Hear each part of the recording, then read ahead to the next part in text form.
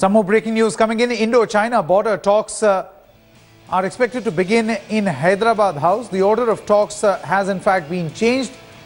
It is delegation level talks followed by restricted talks. This change was made late last night. Earlier restricted talks were to happen before the delegation level talks. Now, what is the significance of this turnaround and the reason why it has been decided to shift the order is something that we'll have to see. The talks have formally begun at this moment. Sources say that the sequence has been changed because of other meeting requirements of those participating. We have Maha Siddiqui joining us for more on this. Maha, whatever the order of the talks may be, as you mentioned earlier, there is very little that one expects from these talks.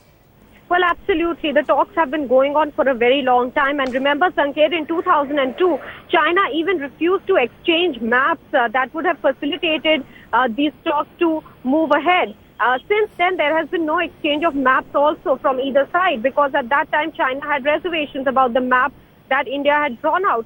Now, clearly not much really is expected out of the talks, but we must remember that both sides will also be mindful of the fact that Prime Minister Narendra Modi is to visit Beijing in a few weeks from now, and both sides would want to keep it cordial. The other thing that I can add over here is that, Sanket, the delegation level talks which have just started will be followed by restricted talks. Many believe that it makes sense to have changed the order because first delegations will put down their stated positions, and only then does it make sense for the restricted talks to happen.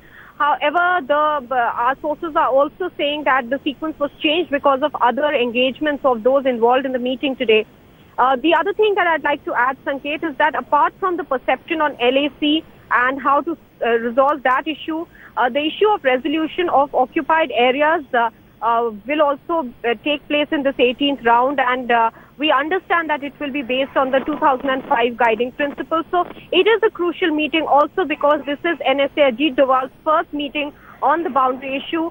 He has a deep understanding of how China operates, its policy towards China, its intelligence penetration, its policy towards Tibet, and the intelligence penetration of China into Tibet.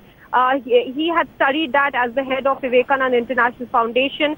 The Foreign Secretary presently, Mr. S. Jaishankar, was one of the longest-serving diplomats in China from India's side. He also has a deep understanding. He was part of the resolution of the Depsang crisis. So clearly, there are people on the Indian side who have a good understanding of China, and therefore we perhaps might see some change in the way that talks are held from here on.